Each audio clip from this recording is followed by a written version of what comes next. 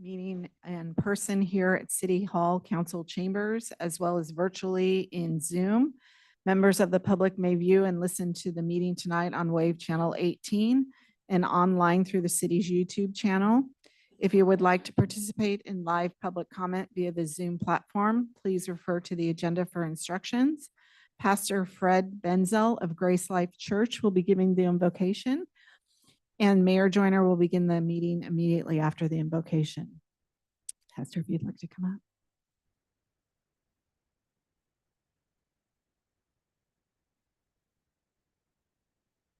All right. Thank you. And I want to say thank you to the mayor and council for your commitment and service to our community. Appreciate that. Let's pray. Heavenly Father, we're so thankful for this session once again with the council and our city. Father, I pray that you continue to grant our council members and in fact, all of our city officials divine wisdom for this new year, 2024. And may your hand be upon them through challenges that they may face, Father, and give them wisdom to help us and help our community for the furtherment of our city. Father, I pray you also keep us all safe this year, keep our schools safe, our businesses, our churches. May your hand be upon us, Father, and may we do that which is honorable in your sight. I ask these things in Jesus' name. Amen.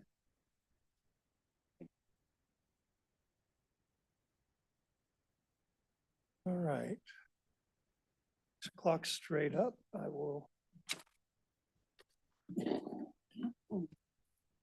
get myself pulled together and welcome you all to the City of Lincoln regular meeting, City Council, Lincoln Redevelopment Successor Agency, Lincoln Public Financing Authority for January 23rd, 2024. I'll go ahead and call the meeting to order. Go ahead and roll call, please. Thank you. Councilmember Andriotta. Here. Councilmember Brown. Here. Councilmember Carl Skint. Here. Councilmember Lauritsen. Here. And Mayor Joyner. Here. We move on to item 3, report from closed session. There was no closed session this evening. Truman, can I ambush you and ask you to lead us in the pledge? Truman?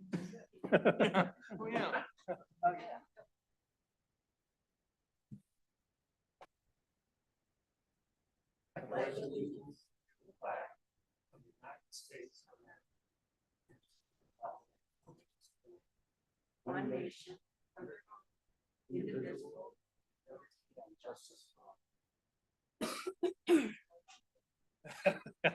Well, I saw you hiding behind somebody. It had to be done. All right, item 5, agenda modifications. Any requested modifications from staff? Any member of the council wish a modification? Seeing none. We move on to item 6, oath of office, mayoral rotation. And when you wanted to do that here? All right.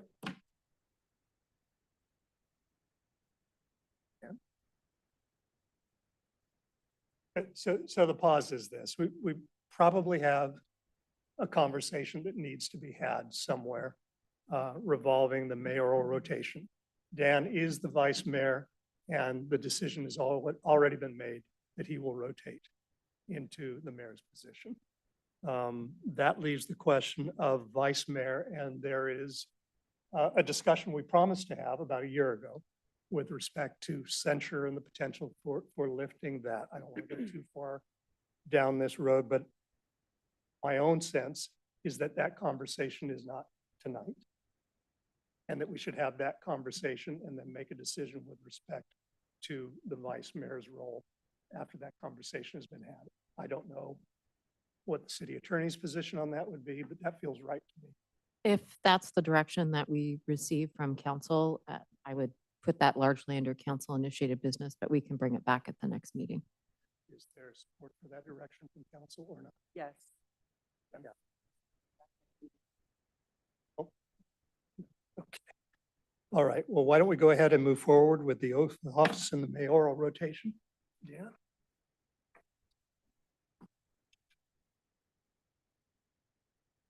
Microphone for him, or are we going to use this?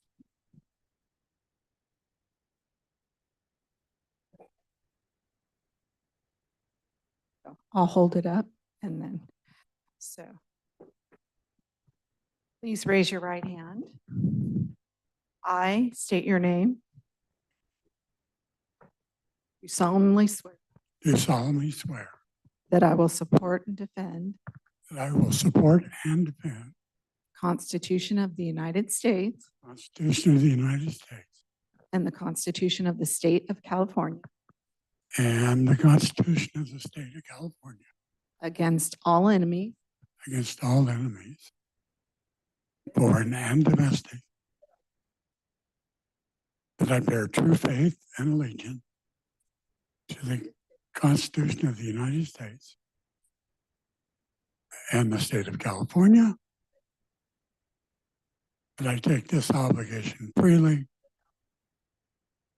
without any mental reservation or purpose of evasion,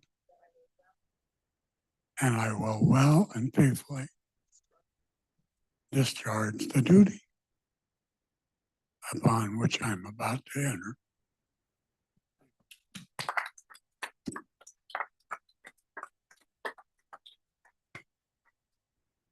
All right, I think we will take a very quick break and reposition ourselves and come back in probably 5 minutes.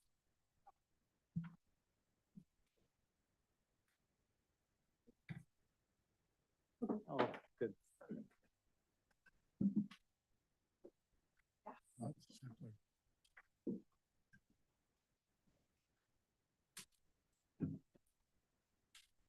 Put that gavel on your right, just for you.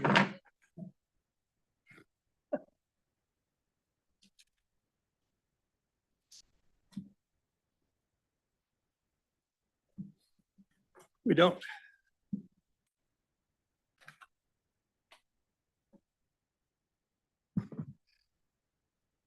If you see any of us squirming, we have brand new chairs that we're trying to get used to. It is high, right?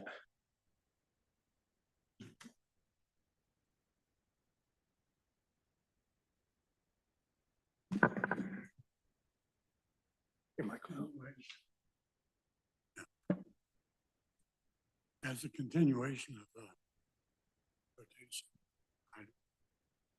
I would like the outgoing mayor, Paul Joyner, to maybe do a very quick review of his. Well, it was really our year, to be honest. And so I will keep it brief, but I think it's worth noting the accomplishments of not just the council, but the entire team.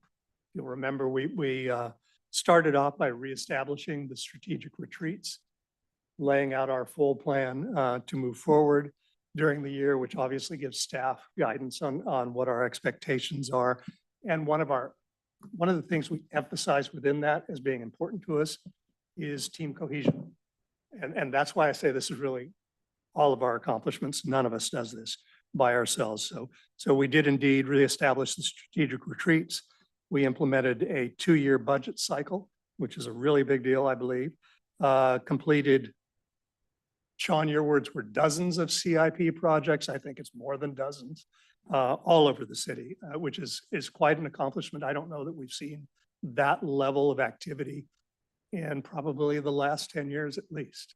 So again, a very big accomplishment. We're moving forward with new parks. At least 2 are in design stages. I'm trying to remember, the 3rd was completed, a smaller neighborhood park, right? Was completed this year as well. I think you're going to notice that there have been some huge staffing improvements, especially in the police department and fire departments, but we've also got a new city engineer. We're onboarding a new economic development manager / PIO coming up, and various other members of staff, all of whom I can't think of at the moment, but it's the team is really coming together incredibly well, and I'm very proud of all of that work. We've implemented a homeless pilot program that is in its early stages.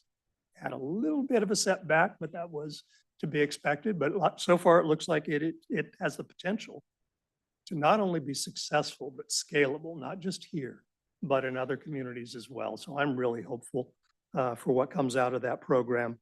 One of the things that we have to do as council and as staff sometimes is make the hard calls, the unpopular calls.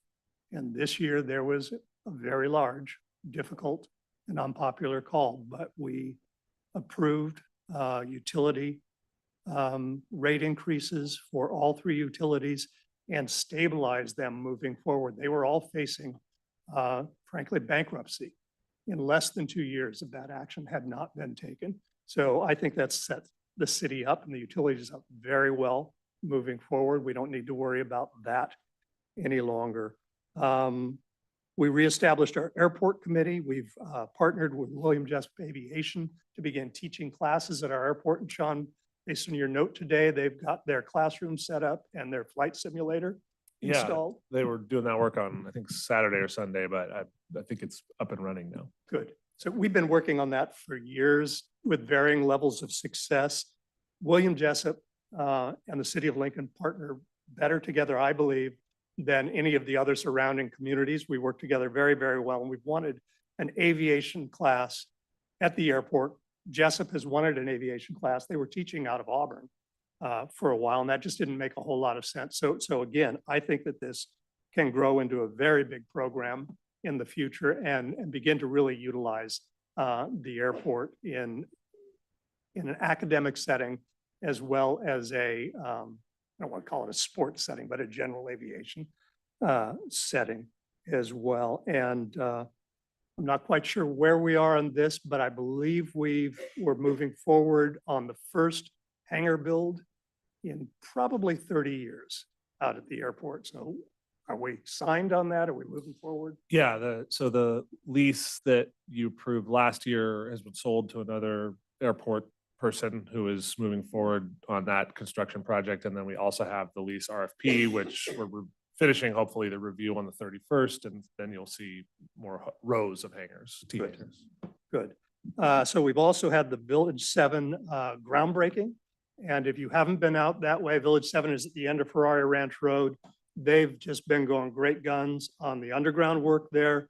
They have built their bridge across Moore Road, laid the deck. So I would expect to see the first models probably opening in October-ish. It's a roll of the dice, but I think that's probably about right. So it'll be very interesting to see how that project comes up. We also annexed in Sud B, and there was, in addition to that, quite a Herculean effort, not just by staff, but by council as well, to work towards the annexation of Village 5. That made it past the LAFCO commission and was voted down by some of the residents. I expect to see that coming back in a modified map, I would think in the next couple of months. And I think at that time, we're going to be able to get that one across the finish line as well. So I promise to keep it short, but those are some, I think, some pretty substantial accomplishments in the year. I agree with that. Mayor, may I add one thing? I want to also, and if you said it, I'm sorry, I didn't hear you, but our Economic Development Committee with the direction of Sean and staff and the help of council giving direction has really become a mighty force, and they have done a lot of work. They applied for the $400,000 grant that we got from SACOG for the downtown plan, and I'm really proud of the work that they're doing. And this last year was amazing. Yeah. Yes. I'm glad you brought that Yeah. up. Thank you. So, and that reminds me too, because the Economic Development Committee is the one that came up with the concept of incentivizing hotels Yeah. by a give back on some of the the TOT tax that is coming forward. So the first 3 hotels have that incentive in place, and our first hotel, new hotel in the city, is under construction now, and I believe moving on to the 2nd floor at this point in time. All right. I have a big comment and thank you to Paul for, first of all, you did 13 months to do all of this rather than 12. Yeah, A little extra time. an extra month because my illness, he and Holly both have stepped up to fulfill their roles as alternate on very significant committees in my stead. So I don't think anybody outside of a few of us knew that I wasn't around. But I really appreciate that, particularly since you haven't had the greatest year personally. And so thank you, everybody, for your support. And you had a good year. And we're glad you're back. Oh, next item on the agenda is presentations, and we have none. Go on to item 8, public comment. I don't know if people probably don't remember, but on the first rotation that I had as mayor of the city, I was got the dubious distinction of being the COVID mayor. Within a month of taking over, everything stopped, everything went online. So, and things were entirely different. The model of the city council meeting was different. Coming back, I'm in the regular model. So I'd like to say a few things about public comment as I introduce. The item is public comment on non-agenda items. Public comments on items not on the agenda provide an opportunity for the community members to bring new issues, concerns, or ideas to the city council. While the council is not able to make decisions on these matters during that meeting, it allows the public input and can inform future discussions for the city council. Remember that your council, when you make statements and comments during non-agenda items, your comments are to be specifically directed to the city council through the mayor. Your comments are for the edification of the city council and are not to be directed to staff or other members of the audience. It's my hope that issues, concerns, or ideas presented are of interest to the community at large, or at least your neighborhood, your local community, your association, or your club. I would like to minimize specific personal issues unless they're the result of you having diligently tried to work with staff and not receiving the support you need. Remember, we have a lot of people attending meetings, specifically for items that are on the agenda.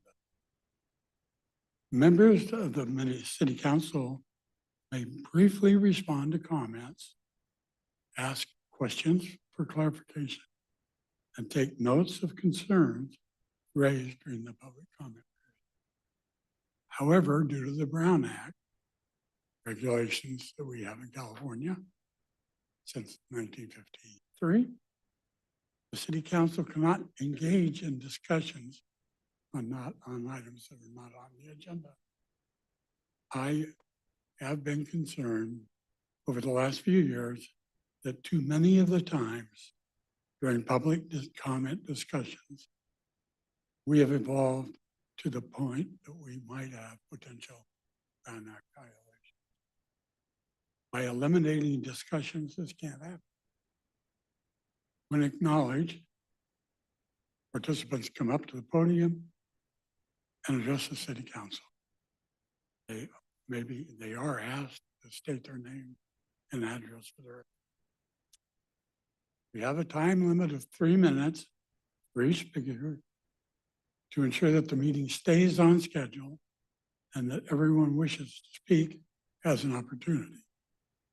Please also note that to maintain decorum and foster a feeling of community, we request that there is no public show of support or condemnation of the speaker's their position. Clapping, groans, yelling, booing. This has the effect of stifling members from being able to express themselves and thus inhibit the dialogue that is so necessary for the city council. So that's my thoughts on what I will try to reinforce throughout the year on items of comment on non-agenda items. We have 2 cards. Starting. The first is Lisa from Pioneer Energy.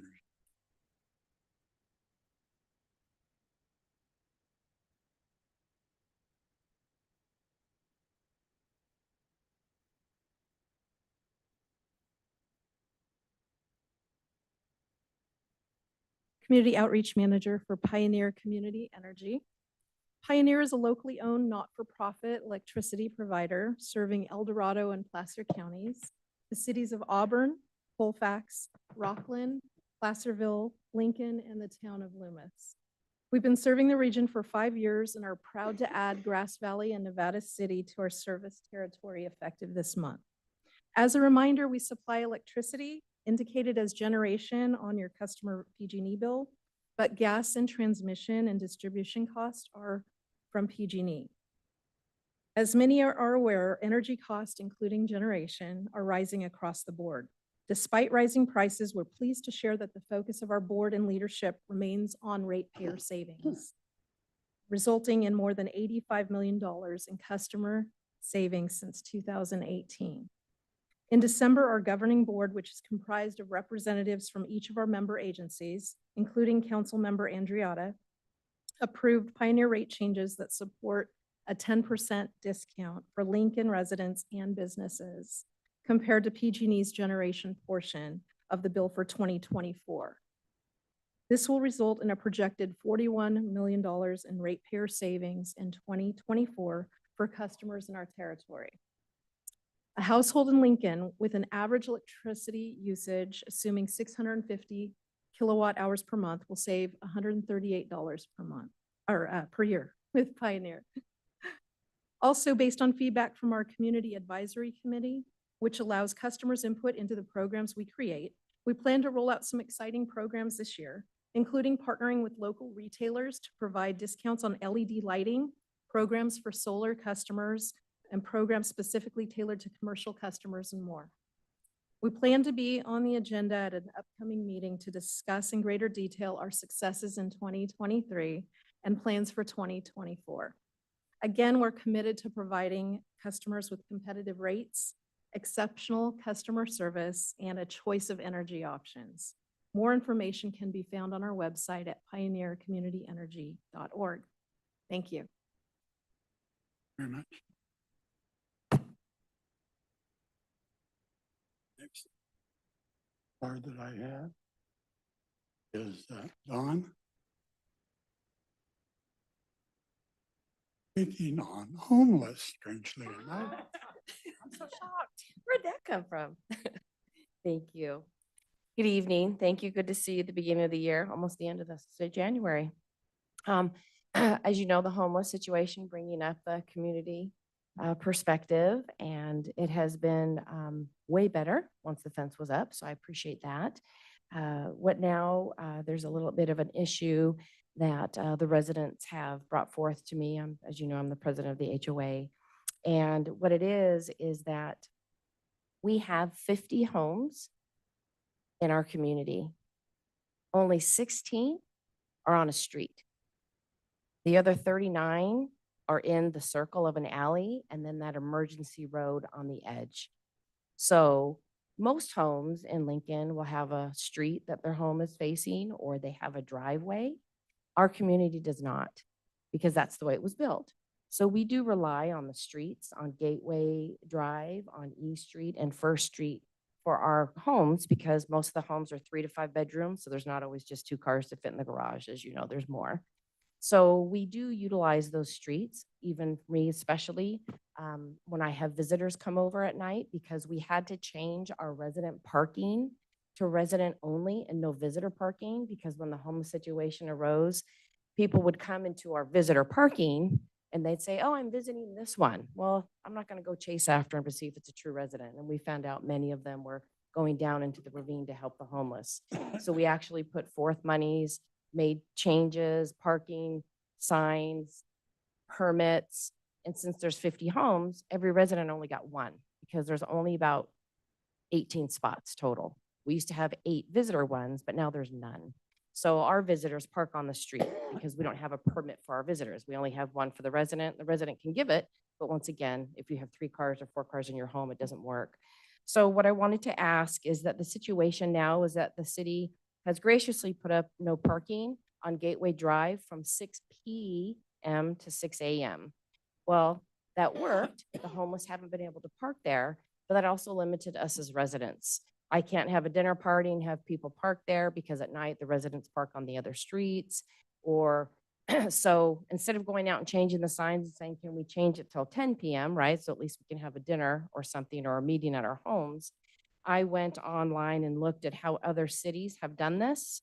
And Sacramento City has given permits. They've actually given virtual permits.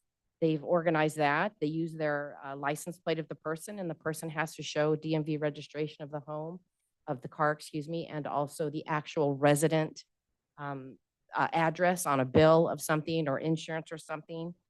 They also have done where a resident can ask up 10 visitor permits for the month for 24 hours, so that would work.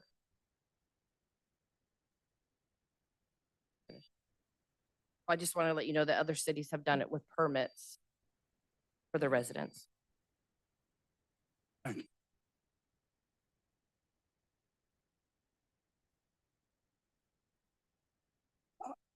I have a question. Have you approached staff yet with this suggestion?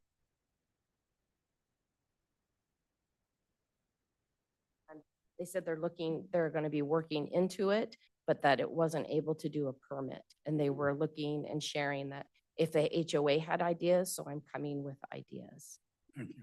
to work with us, you know, to work together. So it is being- Thank you. Next card that I have is all those. The tree man.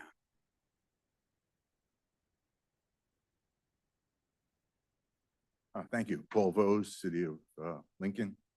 And there's been a little cross. I just got the email today that there was a meeting between the Friends of the Lincoln Crossing Nature Preserve. I don't live in that area, so I consider myself a friend of the Friends. But there are some trees that have come down within the nature preserve that I find pretty disgusting. That picture I'm passing around now is about a 20-foot tree that is under 40-foot wires. And yet it was chopped down by PG&E, or at least the Mountain Corporation said that that was their orders to chop it down. I'm not a churchgoer. I am religious. Nature is my church. And I think you just desecrated my altar, taking away that one spot in the summertime that had shade for a 20-foot tree under 40-foot wires. And that's certainly not the only case. There's another one by the walkway from Allenwood Drive going down to Moore Drive that I pasted off from under the wires, took me 52 paces, which is more than 100 feet, conservatively. I'm tall. The wires were more than 100 feet from the tree. The trees in that area are maybe 50 foot high, and yet they chopped it down. On the corner of Moore and Joyner, there are 2 other trees that were chopped down that I would say 20, 30 feet away from a bunch of other trees that are between the wires another 20 and 30, 40 feet away. So again, they're chopping down trees that I can see no reason for. And I'd like to know that there's going to be some kind of overview, some kind of control, some kind of replanting, something from the city that's going to mitigate the situation. You know, it's a goal in life to old Chinese proverb, to plant a tree whose shade you will never sit under. Johnny Appleseed never ate his apples, but his kids did. Can we do that, please? Mr. Mayor, if I may, real quickly, just for the sake of the audience, I think it's really important that you know that what Paul is talking about is PG&E's process of limbing up and even cutting down trees near the power lines. It's not an action that the city of Lincoln has taken.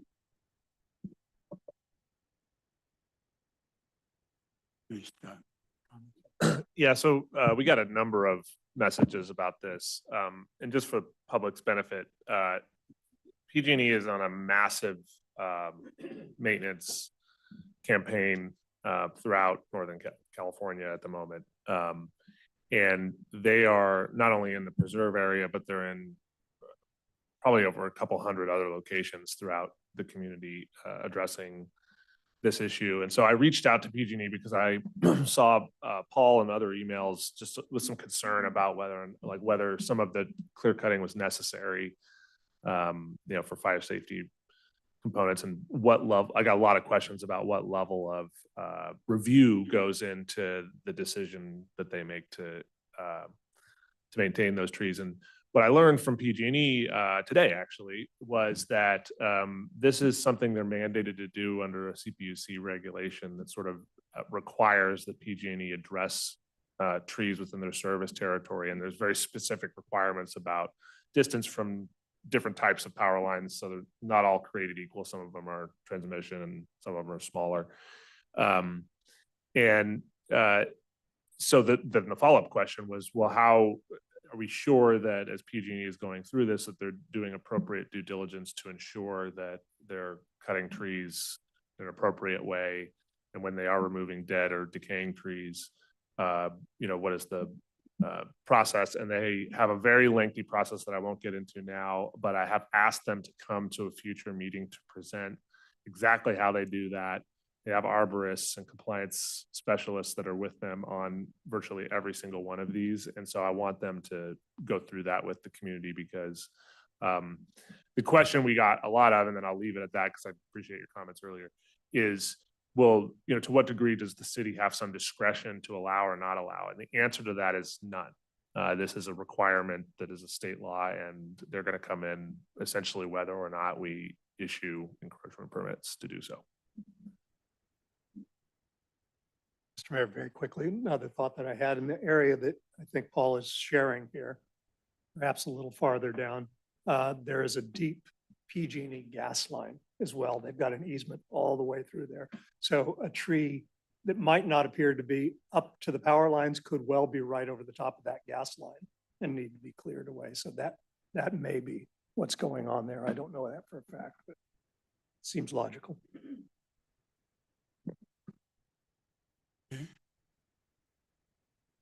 Thank you, Paul. Next card that I have is from Marcia Snop.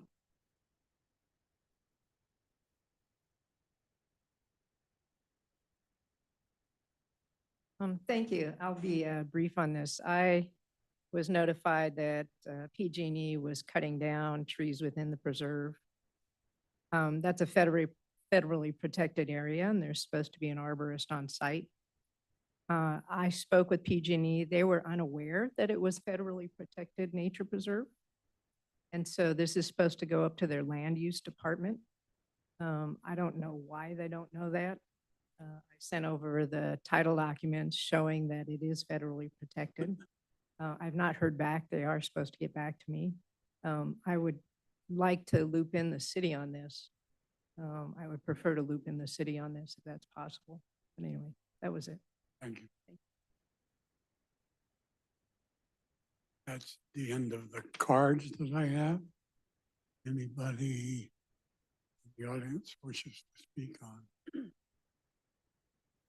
Please come up.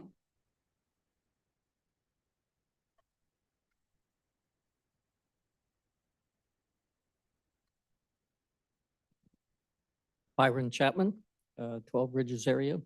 Mr. Mayor, council members, city staff, and those here in the chamber, as well as those looking and listening at home. At the last council meeting, sometimes I think we as individuals that's talking to the council, usually it's a complaint or something needs to be addressed, trees and so forth.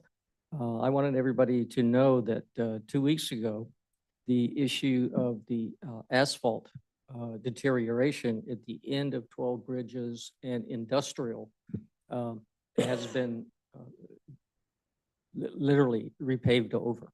I mean, it's like driving in the Rockies prior to that, and now it's a very smooth, what I consider to be a very safe scenario. So sometimes we hear about things, or you hear about things that don't happen quick enough.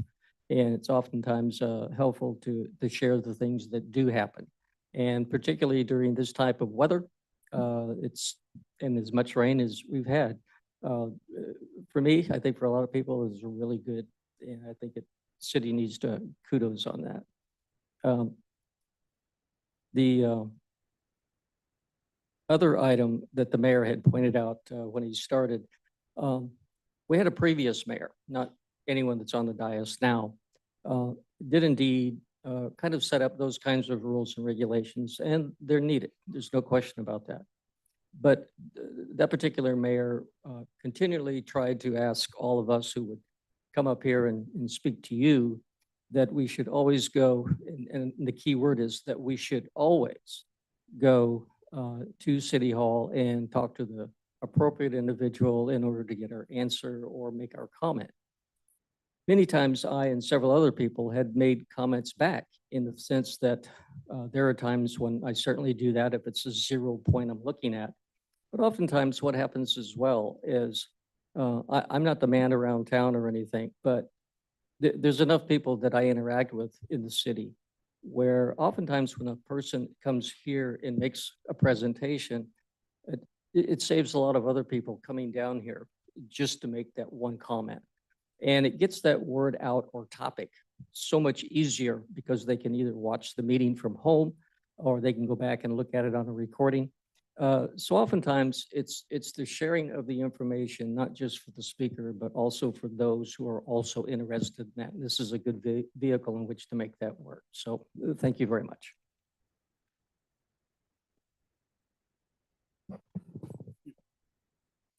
Any other commenters? Not? I close public comment. Mr. Mayor. Mayor, we do have a hand raised on Zoom. On Zoom. You have one? Yes. Fran, please go ahead. Hi, good evening. Last time I spoke, I asked you something about Ridgecrest Drive, because of the near fatal accidents there. And, when, Sean, when you answered. Fran, we're having a hard time hearing you. Oh, I'm sorry. I'm having a hard time hearing. Anyway, can you hear me now? It's better. Okay, anyway, I'm excited about all the things that are going on at the airport. I'm wondering if anything's gonna be done at Ridgecrest Drive because of the fatal accident there. I mentioned it last time, but no one said anything. And could you hear that? I said, It sounded like you had a concern about Ridgecrest Drive. yes, I mentioned it last time. Fatal accident. If the city's gonna do anything about it, what the city's going to do about it. And then I wondered about a timeline. I heard that the school district has given the city permission to go ahead with developing that corner on 12 Bridges and Colony to put the cardboard boxes there, the cardboard recycling there. Is that so? I wondered if there was a timeline for that. hearing about the trees, wait for someone to say, I'm sorry, after they've already cut them down, but I'm also wondering if any of them were over 100 years old. You know, they should not, and I'm hoping that the city will give them a sanction. not Fran, to you're do really, more cutting. your audio is really bad tonight. We can't, Oh, bad. yeah.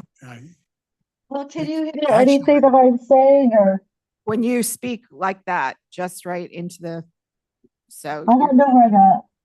Okay, so I'm concerned that the city will ask PG&E not to cut any more trees until they, know what they're doing. So I'm concerned about Ridgecrest Drive, That there's was the the city's fatality there. stopping PG&E until they know what they're doing. And then she also wants to know about Ridgecrest, and what actions to being taken there and what timeline there might be for that.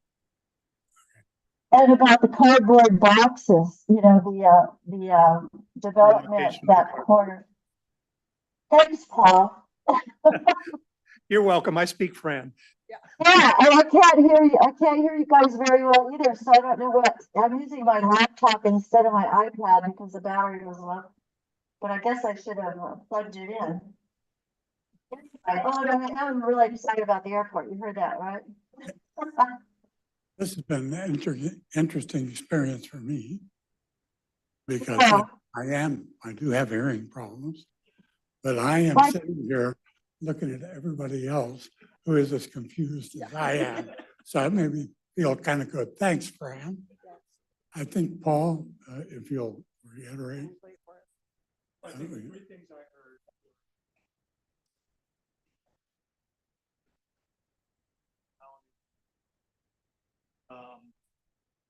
Is there any possibility of stopping PG&E from trimming and tree cutting until such time as, quote, they know what they're doing, which I assume means the arborist on site and the federal protections, all of that. And the last one had to do with the recycling containers, the cardboard containers at the library and their repositioning. Okay, sure. So, and Fran, if you want to give me a buzz tomorrow on the phone, if you can't hear me, I'll explain this at greater length, but I'm not going to go into specific detail as it relates to the fatality that occurred on 12 Bridges. That's still being investigated by the police department. But what I can tell you is that we've speed surveyed that area. I'm sure it was done before the accident. It certainly has been done since the accident.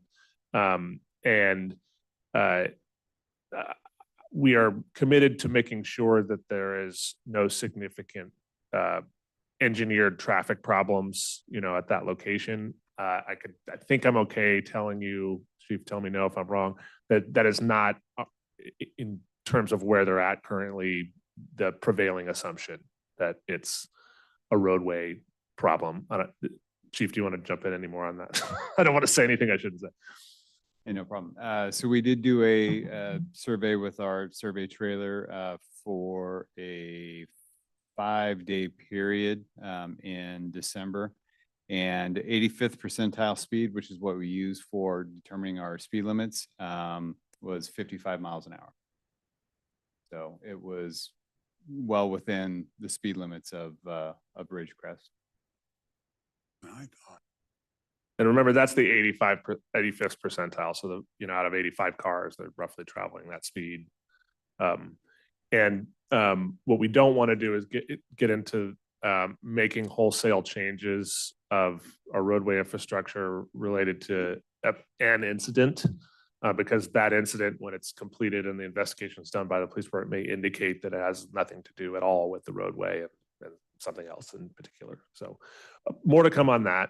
It kind of is falling into a number of traffic related kind of concerns that we're getting more and more of in the last 3 to 4 months. And so one of the things we're talking about is creating sort of a more formalized traffic safety committee that meets on a regular basis and evaluates from an engineering and a police and a risk perspective what makes sense and what doesn't, and giving the community the opportunity to communicate with the committee directly so that they can understand. Basically having essentially a little commission that reviews those.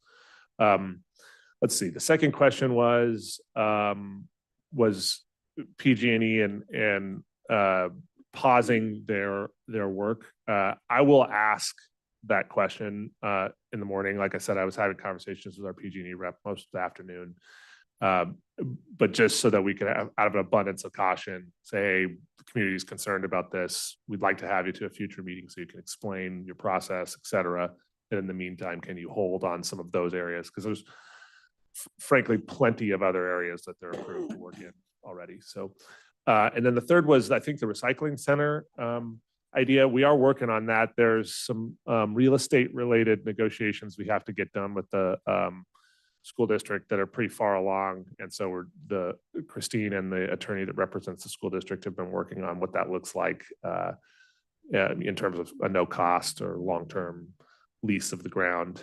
And so I expect we'll have something back to council in the next 2 to 3 meetings. And then the last was that she's very excited to hear what's going on at the airport. I have one thing. I would like to welcome, I have a former student here who is now a Roseville High School senior. His name is Landon Mariquin and his mom, Chantel. They were good friends when I was at Cooley. He's a wonderful student and he's here getting credit for his government class. And it's always great when young people come to our boring council meeting. So welcome.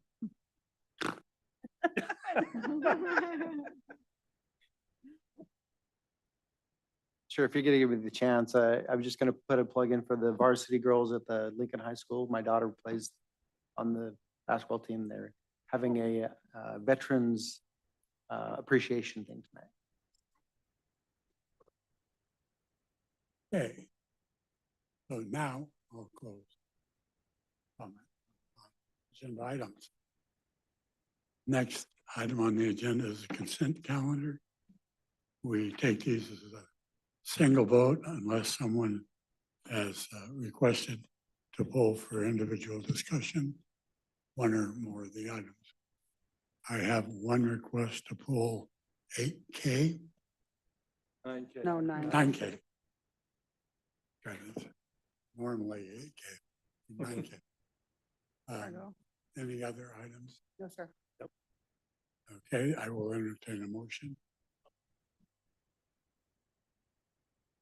Does anyone in the public wish to pull an item from the consent agenda? Seeing none. I move approval of the consent agenda except for 9K. Second. Have a motion in a second. Yes. Councilmember Andriotta? Yes. Councilmember Joyner? Yes. Councilmember Brown? Yes. Councilmember Lauritsen? Yes. And Mayor Carl Skint. Yes.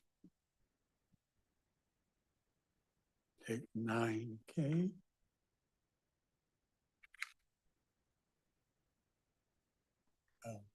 Was there a specific question or do you want to consider the whole item with a staff presentation?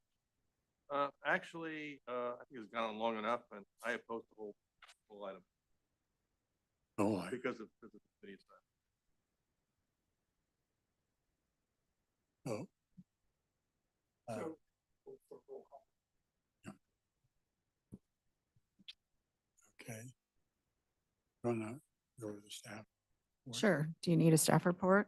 Sure. So shortly after the mayoral rotation that's done annually, we do look at the committee assignments and assign the mayor in conjunction with city council, assign the committee appointments for the regional boards, committees, and JPAs.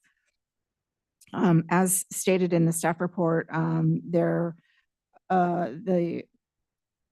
are a couple of committees that historically have been mayor, vice mayor, but because of the resolution 2022-113, the resolution of censure of Councilmember Bill Lauritsen, which stated that he shall be removed from all city and regional boards, committees, and joint power agencies for the balance of his term, that those specific bodies would not be acted on with this action before city council. So essentially, all of the committee assignments remain status quo from last year, with the exception of Pioneer and WAPMA, which were Councilmember Andriotta and Mayor Carl Skint, and they were appointee and alternate, and they've just swapped those roles.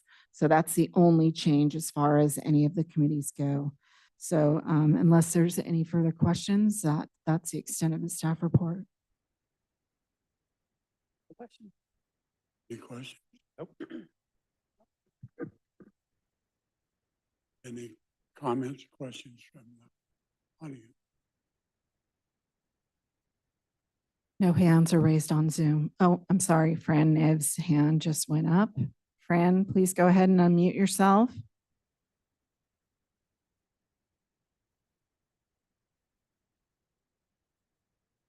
Fran, can you unmute yourself?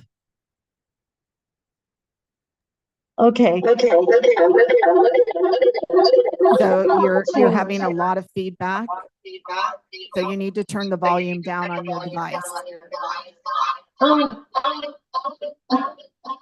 I can't, I'm trying, let me see what I've got here. I'm losing my time with that. I don't know where to, I don't know. Can you hear me? Not really. You need to speak right into your device. Make sure the volume's turned all the way down.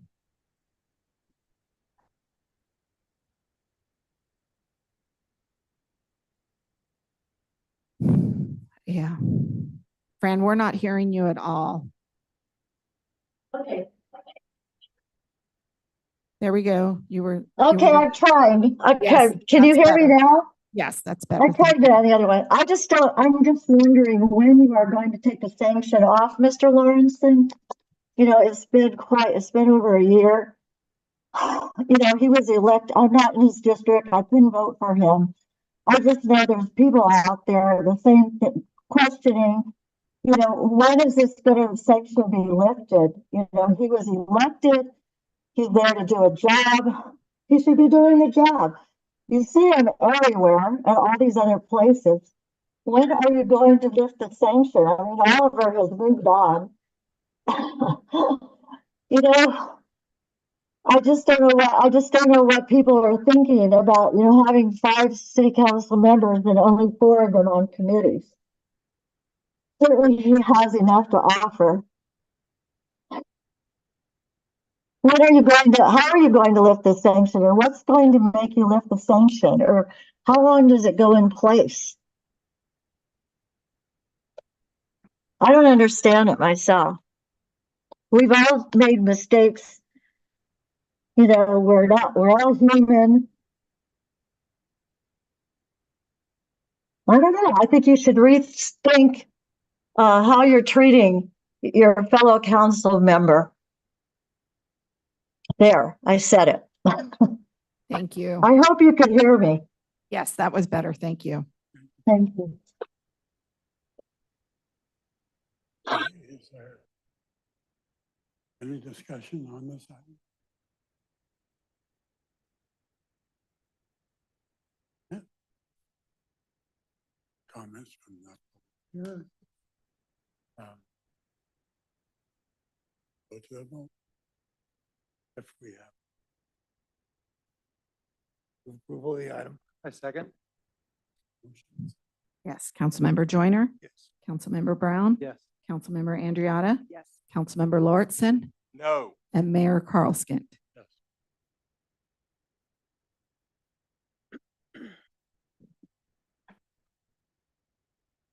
Finish that, we go to public hearings. The first item is to conduct a public hearing and adopt a resolution 2024-16,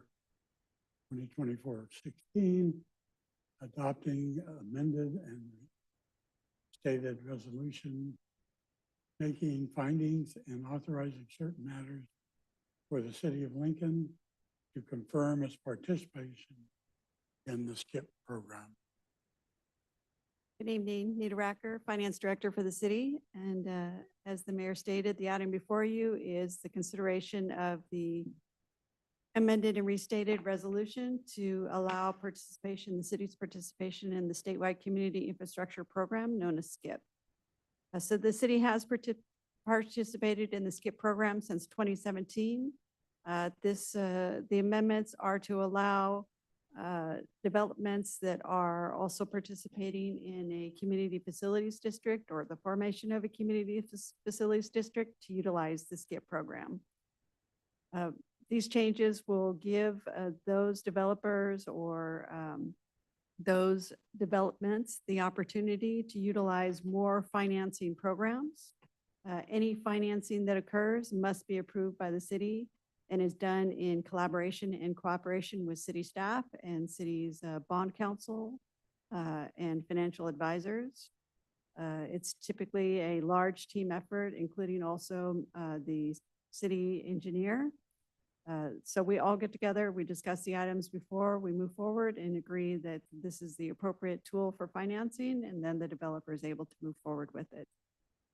It is going to be very similar to the BOLD program, which this council is familiar with, that we brought several BOLD CFDs formulas or forward.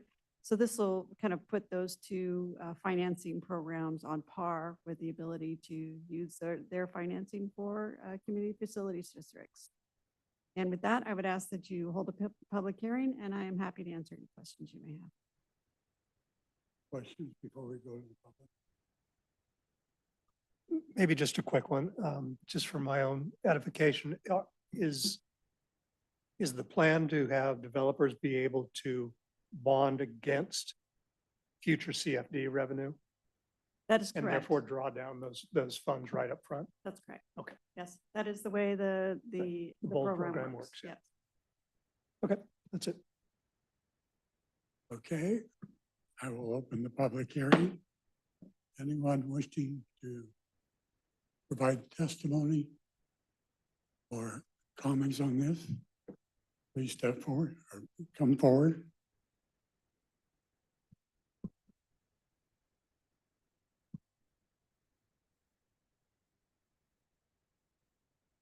Mr. Mayor, council members, city staff, Byron Chapman, 12 Bridges area. And Dan, part of just for clarifications, people do this all the time. Whenever someone, this is a side note, someone who is speaking to someone who may have a disability. A classic example is if someone is with another party and they said, there's a great movie coming out, maybe we should all go see it. And one of the persons in the party is totally blind. And so people oftentimes, unless they're used to being around someone of that nature, they'll stop for a moment and they'll go, yeah, was that the right thing? Did I say the wrong thing? And the actual way it should be handled, and with most people, I'm certainly around quite a few people with that, with the donating time that I do, it's perfectly fine. You don't have to feel obligated to say, oh, did I? Let's go for a walk. I'm in a wheelchair. Yeah, we're still going for a walk. It's semantics, but don't worry about it. That's just the way that works. My question here was simply on the second page of the packet. It talked about home buyers paying the cost of the public infrastructure and assessment of special taxes superior to having the costs rolled into the cost of the future home. Although the tax bill is higher, the amount of the mortgage is smaller, making it easier to qualify. Maybe I just need some clarification here because nowadays, most new homes that are going up, I've hardly seen one that is below $500,000. I mean, that's just the nature of everything going up. And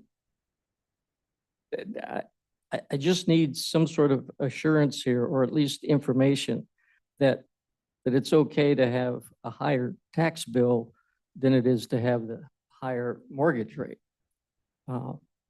Because it depends on who's buying the home and what that home consists of. If it's an older couple, that may be the last home that they buy. Taxes, they're always there. I've yet to find any taxes go in reverse unless something serious happened to the property.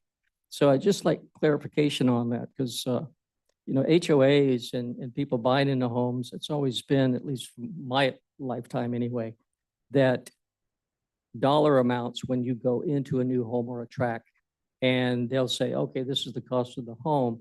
But in addition to that, here's the HOAs and this is what you have to pay and so on. So, and I may not be using the term correctly.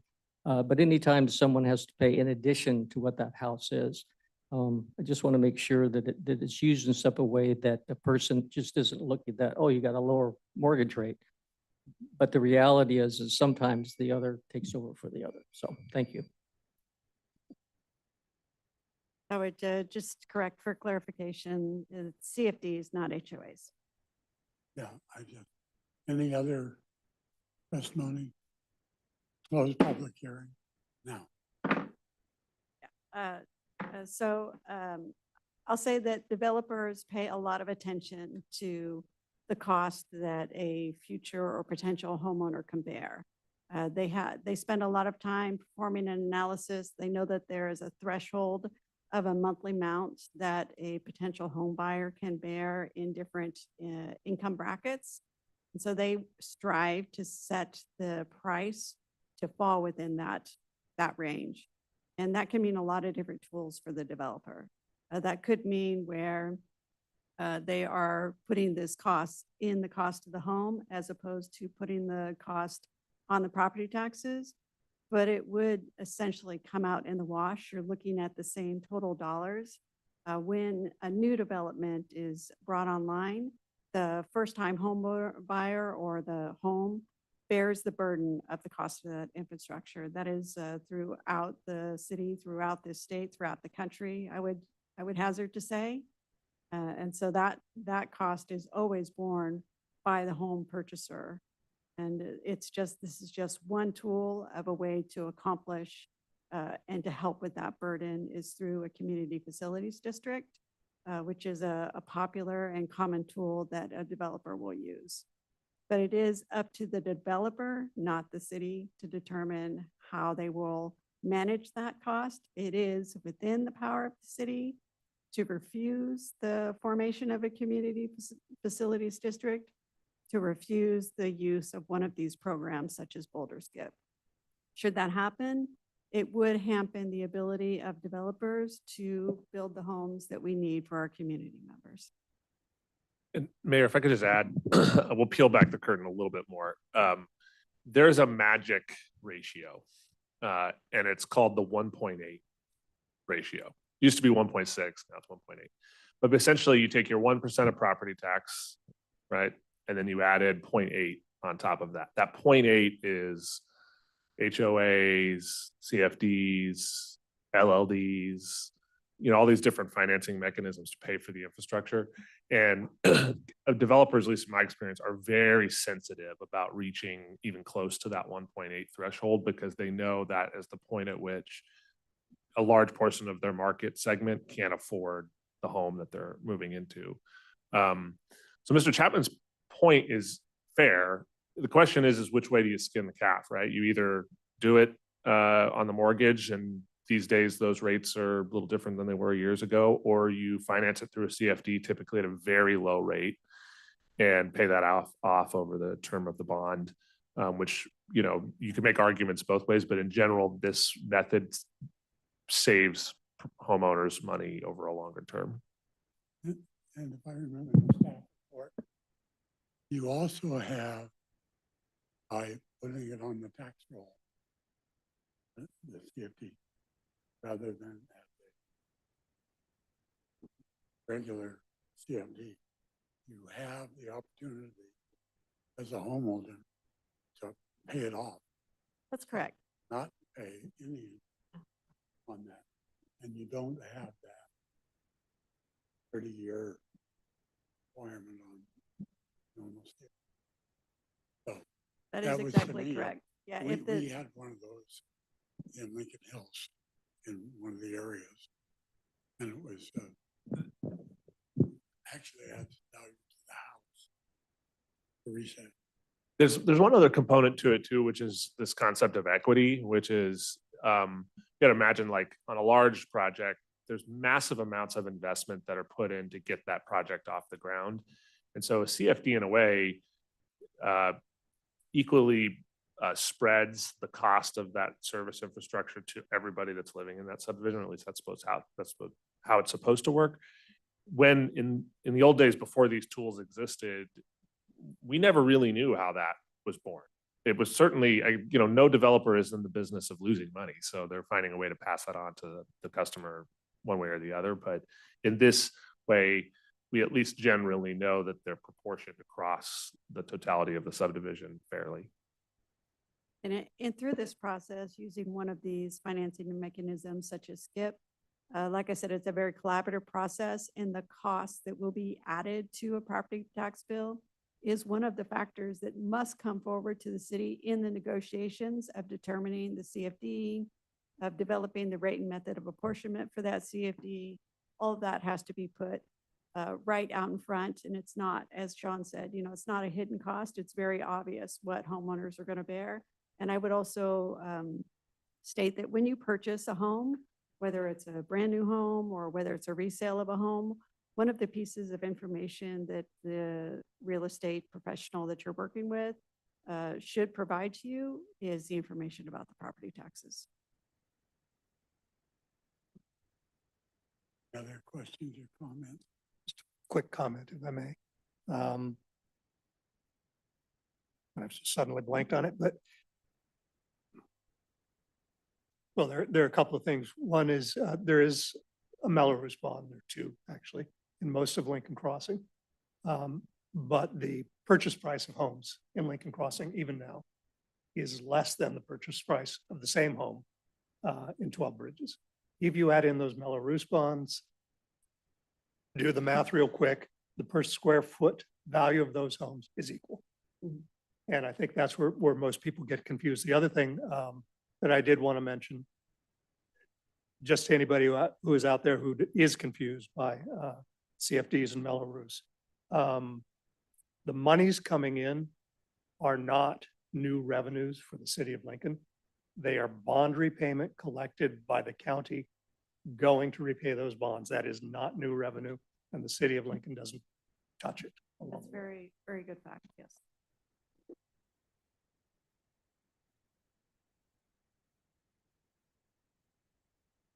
No other comments from the public or the council? I guess we're ready for motion. Okay, I move approval of item 10A. Second. Motion and second. Thank you. Councilmember Andriotta? Yes. Councilmember Brown? Yes. Councilmember Joyner? Yes. Councilmember Lauritsen? Yes. And Mayor Carl Skint. Yes. Thank you. Next item under public hearings is to conduct a public hearing on the municipal code regarding water connections. Matt? Yeah, good evening, Mayor, council members, members of the public. I'm just going to introduce this item, and tonight we do have Chris Nelson, our Environmental Services Manager over our Water Division. But I did want to introduce this item as, and Chris will get into the particulars, but basically this is just administrative cleanup. Our PFE fees were adopted as described in the background section in on July 12th of 2022. We're not proposing any changes. What we're doing is we're clarifying the text that's within the municipal code, and this is just the formal procedure of doing that and acknowledging the changes through 2 public hearings. So tonight being the first of 2 public hearings, but I'd like to bring Chris Nelson up just to describe those just minor administrative changes and clarifications. Thank you very much. Yeah, as Matt, there we go. Better? So as Matt mentioned, this is just a clerical change. Couple of highlights of the areas that we're looking to or proposing to change are separating the residential from the non-residential sections. Currently, they're one combined section. This will delineate it a little bit better for better understanding when you're going through our fees and figuring out what it's going to cost. In addition, we're proposing to add 5/8-inch meters, 3/4-inch meters, and 1-inch meters. Those connection sizes are currently not under the non-residential fee schedule. This would put us in line with PCWA's administrative manual as well. So something that we have historically installed within the city of Lincoln, but it just wasn't in the connection charges. And then one of the last things is more of again, a clerical. We created a table for the non-residential charges just to kind of make it cohesive with the table that exists for residential charges. So again, no major changes to the actual fees themselves. And with that, I ask that we conduct a public hearing, and then we're available for questions. Question? Question? Any questions or comments from the public? Open the public hearing. Hearing, right. Open the public hearing. Any member of the public wishing to make testimony or comments? No one online. Seeing none, I'll close public hearing. Now. Any discussion? I'll move approval of the item. Nope, Ben got it. I'll Ben second. Thank you. Councilmember Joyner? Yes. Councilmember Brown? Yes. Councilmember Andriotta? Yes. Councilmember Lauritsen? Yes. And Mayor Carl Skint. Thank you very much. Now we're on to general business. The next item is to adopt a resolution reclassifying a permit. Good evening, council members. The Community Development Department has recently identified the need for a classification to perform more complex permitting duties, advanced permitting duties, and to also serve as a lead to the other permit techs and as a resource to the city's developers. So to fulfill this need, we recently created the Senior Permit Technician classification. And this item before you is a request to reclass one permit technician position to the Senior Permit Technician and approve the related salary schedules. The cost of this reclassification for this fiscal year is $2,800, which can be absorbed in the existing budget. And that concludes my presentation on that item. If you have any questions, I'm Any questions, comment? I have one. Was when we approved the senior lead classification, was in the past that function provided by outside contractors? No, it was not. This is simply to kind of add that promotability and the next level in that class. Okay. Any comments from the public on this item? Seeing none. None online. Council for action. Okay, I move approval of item 11A, resolution 2024-017, reclassifying a permit technician to senior permit technician. I'll second. Motion is second. Thank you. Councilmember Andriotta? Yes. Councilmember Brown? Yes. Councilmember Joyner? Yes. Councilmember Lauritsen? Yes. And Mayor Carl Skint. Next item, 11B. This is a resolution reclassifying the water technician position, Public Works. Thank you.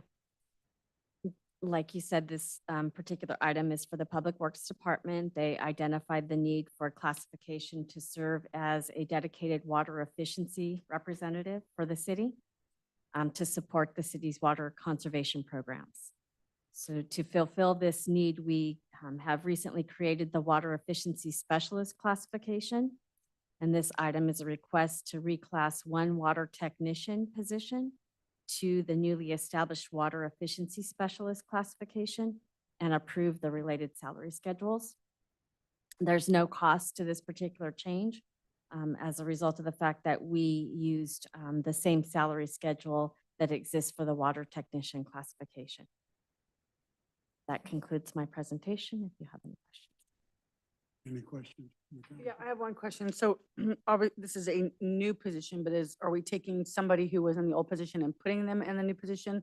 Or are we adding a person? Are you just changing the title or are you adding a person? The position is currently vacant. Do you want to speak to that more, Matt? Yes, I would like to speak to it, and I'm not sure if Chris has anything to mention, but through a series of kind of reorganizational changes to that division, we had two members of the department that had been with us, I think 20 and 30 years. and they both, provided retirement notice within a couple weeks.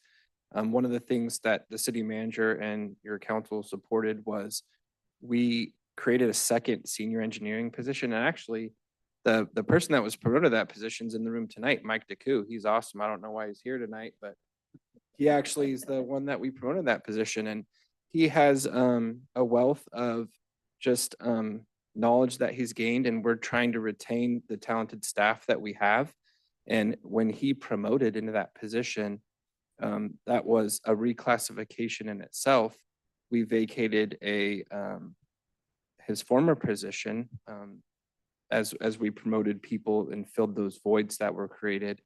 And with Chris Nelson coming on board, he identified the upcoming regulations that we need to meet in regards to conservation requirements. And it was Chris's idea that we use that vacant position to meet that need without incurring any additional costs.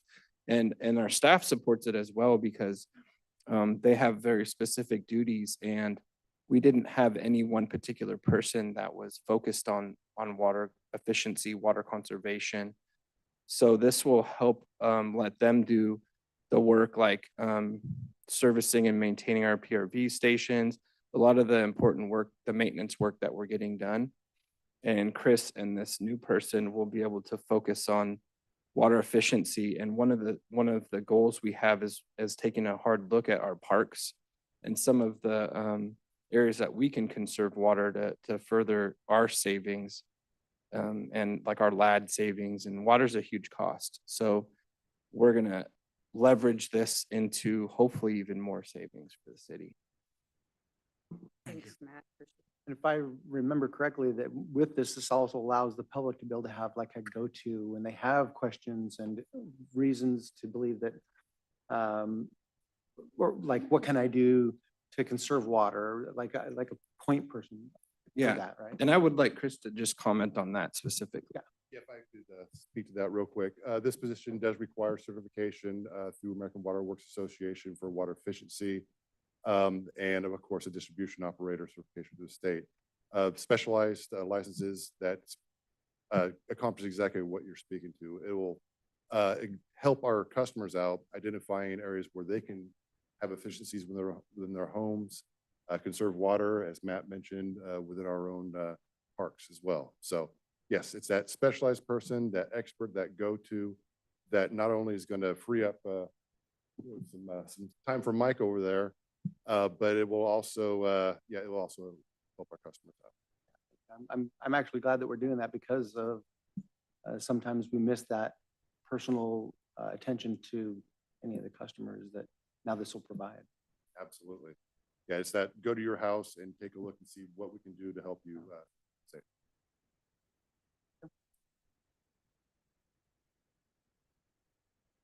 Comments, questions? Public? No one online, Mayor. Okay. Motion to adopt resolution 2024-018. I'll second. Thank you. Motion and second. Councilmember Joyner, Yes. Councilmember Andriotta. Yes. Councilmember Brown. Yes. Councilmember Lauritsen. Yes. And Mayor Carlston. Next item on the agenda is city manager report. Thank you very much, new mayor. I have a couple things here. So a week ago Saturday, Matt from Public Works and Rich from the airport and I presented to the Lincoln chapter of the EAA and other airport tenants out at the airport. We talked about upcoming projects, new hangar builds, took about 20 to 30 minutes of questions and comments. And then afterwards, probably another 30 or 40 minutes of people running up and talk about ideas. It was a really great opportunity to meet a lot of the folks out there, pretty diverse group of pilots, professional and hobbyists. And they were really excited to have the city kind of spend some time and give some attention out to that area. And so we came out of it with a number of small things that we're addressing that were just sort of quality of life issues out there, but then a lot of opportunities that people have been kind of waiting to propose to the city. So Matt and his team are taking the lead on a number of those, and you'll be seeing some opportunities coming forward that you may have known existed, but for whatever reason didn't make it here. So they will be coming soon.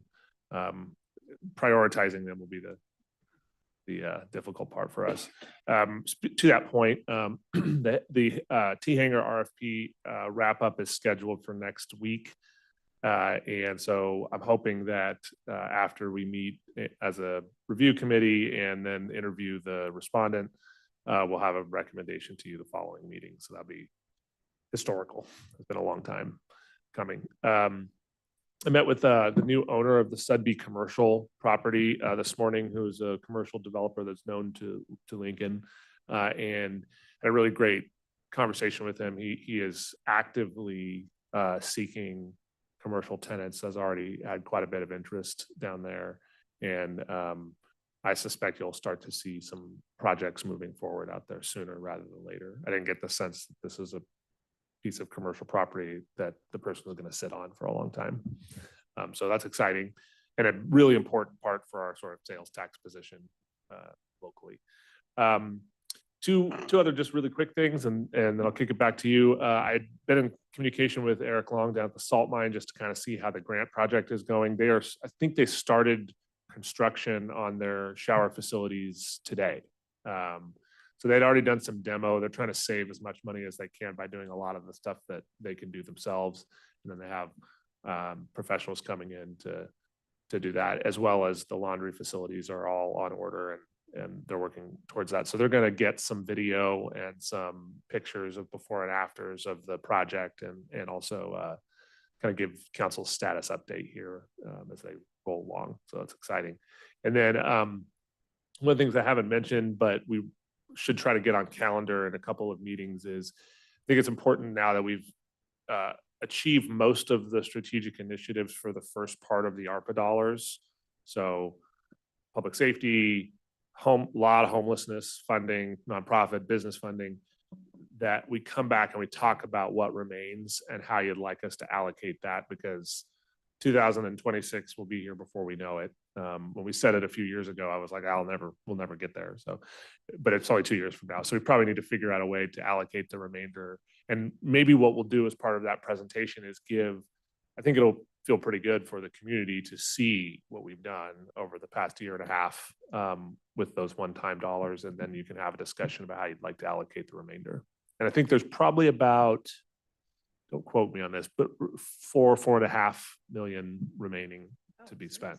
Mm-hmm. Oh, wow. It's quite a bit. I thought it was less than that. Hey, real quick, can you give me an update on the skate park design? When is that happening? Yeah, maybe Vin, are you read in on where we're at on skate park design? I know that the consultant's been chosen. Yeah, no, it's at a community center. Yeah, so they picked, we picked the engineering consultant. They have a subgroup that does skate parks. That's, the specific person, and they've started some of the design work that's around the skate park, additional parking and some other things. And then they'll do some community meetings about, what kinds of amenities does the community want? Like, one of the mistakes that's commonly made when you build skate parks is sometimes you get design professionals that want to build something you would see at the X Games. And that's not always the best for kids who are like 8 years old trying to learn how to skateboard. So we're trying to figure out like a good balance between fun things for advanced levels to do and also stuff for small kids to learn how to do. But it'll be fun. That'll actually be a pretty fun series of community meetings, and we'll get them out to everybody. So if you want to attend, you can. Yep.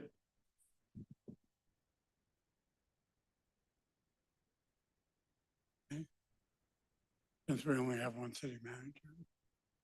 Oh, I'm good. Anyone wish to initiate?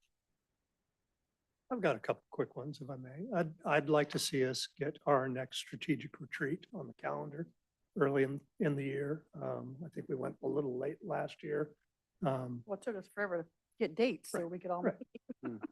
And the other, and forgive me, Sean, is I want to make sure that your annual review is calendarized. Again, we went late on that last year. I want to make sure we get that done on time. So with the consent of the council, I'd like to see both of those move forward.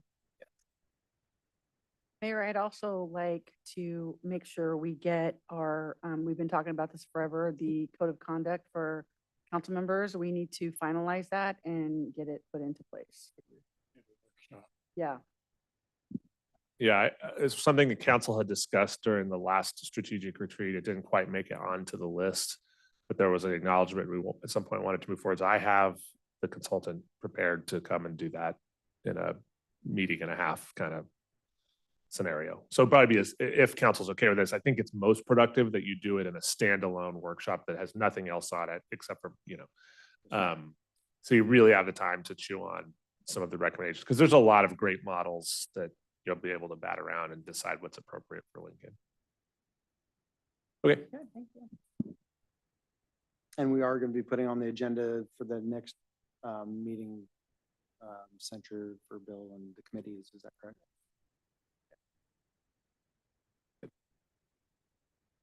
Oh, for the next, putting on the agenda, discussing the censorship and committee stuff with Bill. Particularly the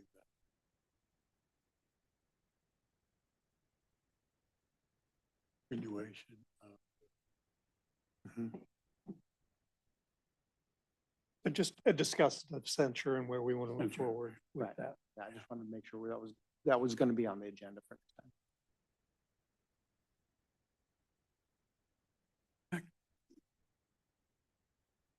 Well, it was interesting. Paul mentioned the homeless pilot program and said something about running into hiccups. That's part of the pilot program. I think that if we could have presentation of actually the status of how the pilot's going.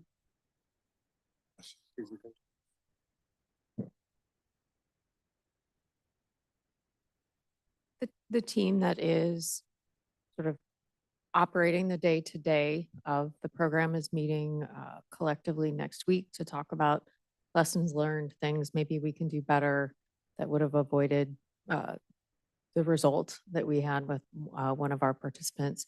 And so following that, we should be in a better position to be able to meet with you and talk to you about activities going forward.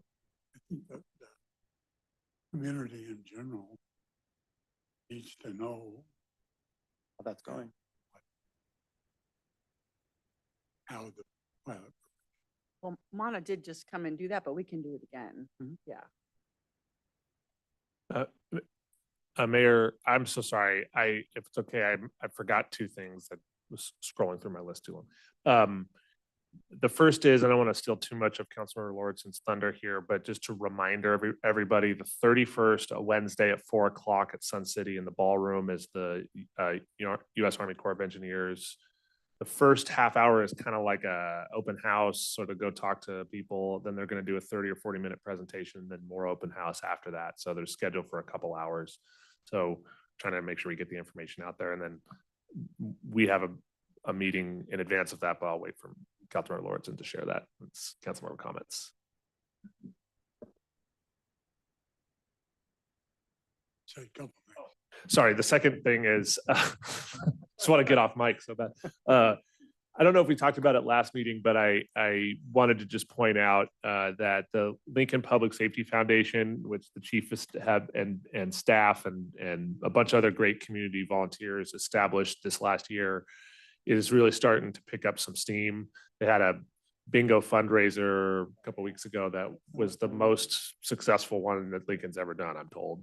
And they raised, I don't know the exact number, tens of thousands of dollars towards, roughly $50,000 towards a couple of cool things that talked about the Narcan technology that police now can purchase and use. The other is this essentially a Connex box that allows the fire department to practice force entry into buildings in a safe way. And it's a really unique piece of equipment that in order for us to do that kind of training, we kind of have to go somewhere else that has one now. And so pretty amazing that just in essentially a couple weeks, they generated all of this revenue to go towards that. So if you're interested in donating, not that, I'm plugging them, go check them out. They have a website and a really great board, and they're doing great work. Okay. Councilor Mission, all done. Committee report. So for Pioneer, the board voted the other day that in the past, if there was any changes to the JPA language at all, it had to go to all of the jurisdictions to be approved. What they're doing now is that if it's just a little bit of language change or a cleanup, the board can just approve that without having to waste everybody's time to go to all jurisdictions.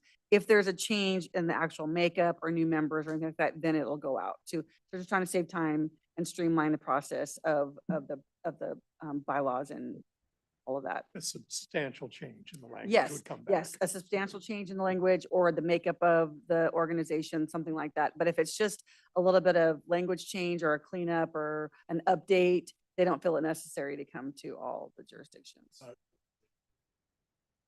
Update that they approve does require, because they're changing the whole agreement so they can operate that way. Yes, yes, so, So this will yes, be the you're right. last So time. this is the last time it'll Because come, yeah. This is all administrative. Yep. But Yeah, thank you. still has to go to You are correct, yes. Thank you for that. So the Lincoln Rural MAC, they, at the end of business, they immediately following the meeting, they served dessert in celebration of Matt's dad, George Alves, for his service on the Rural MAC. That was his last meeting because he's going to be serving as the new district planning commissioner for District 2.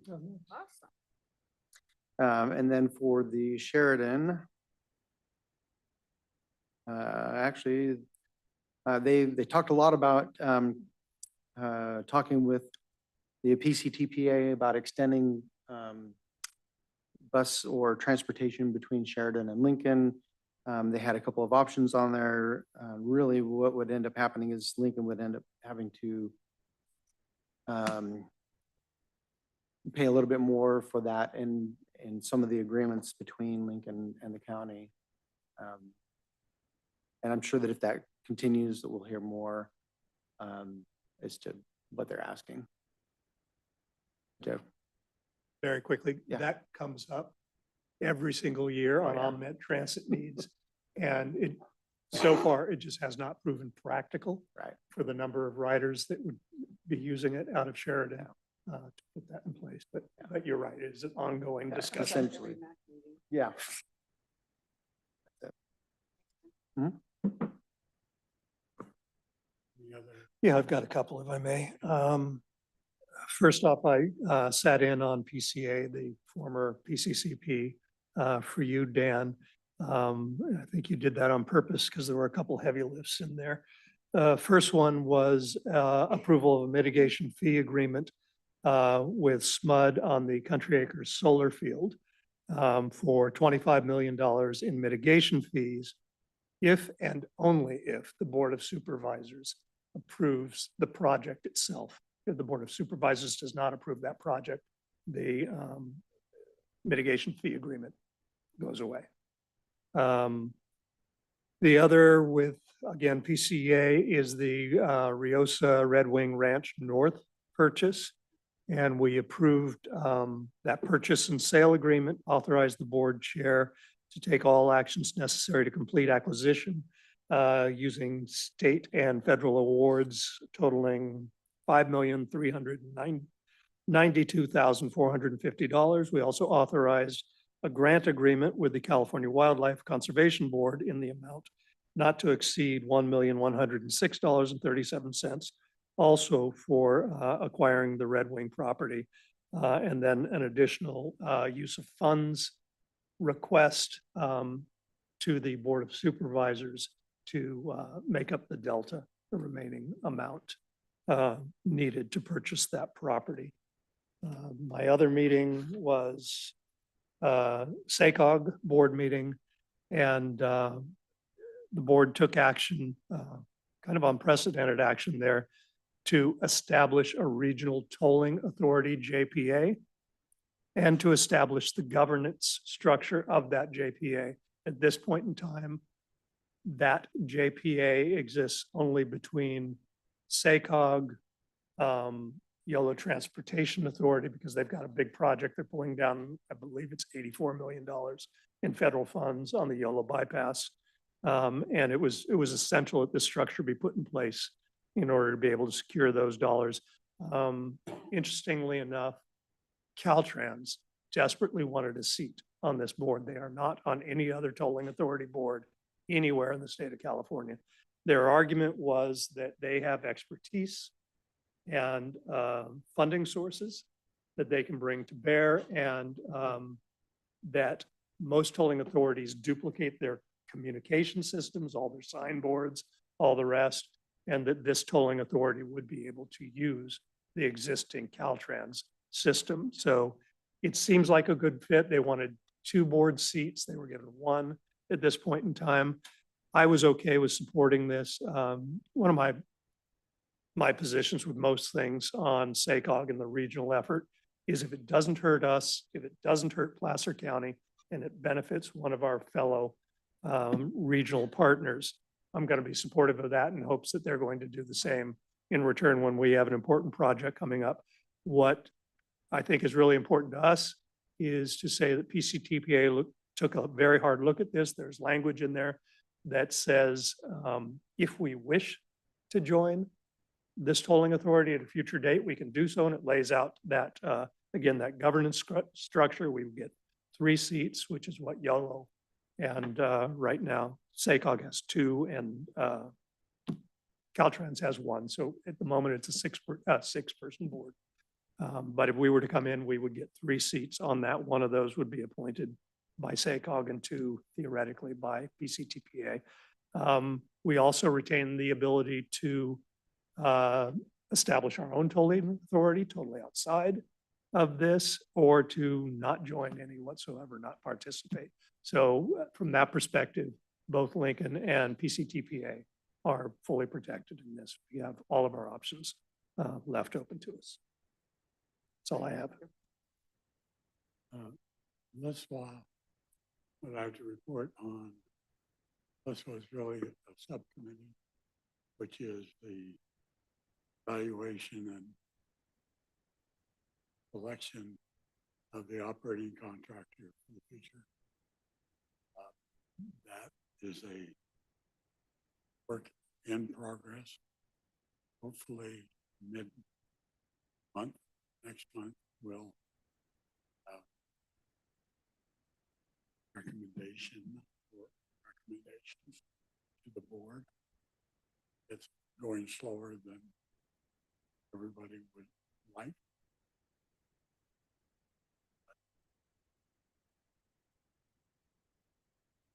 Looking at what amounts to a 20-year contract in reality. And in an environment with technology and regulatory changes that happen. And not an easy decision, but there's a good, for the most part, a good team working. And I'm sure it will make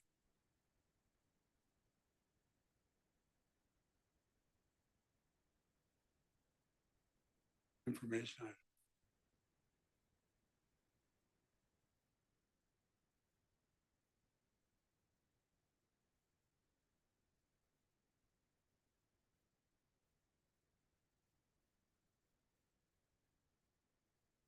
I was leaving that for you to share, but we succeeded in a 5-month effort of trying to get an audience with some of the command staff with the U.S. Army Corps of Engineers, and so they've agreed to meet with us in advance of the presentation. So we're very excited about that. So they're meeting with you in advance of that. Is the colonel also going to be at the event? Yep. Yep.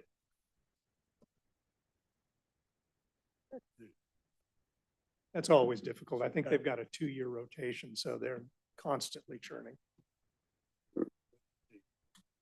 That looks like a show and tell. A lot of signboards more than, but they are briefing what their status is, where they think they're going to be at the end of the year. Okay.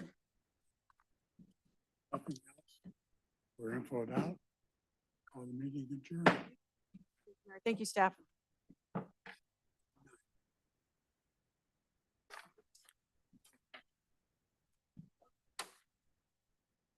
Didn't that take?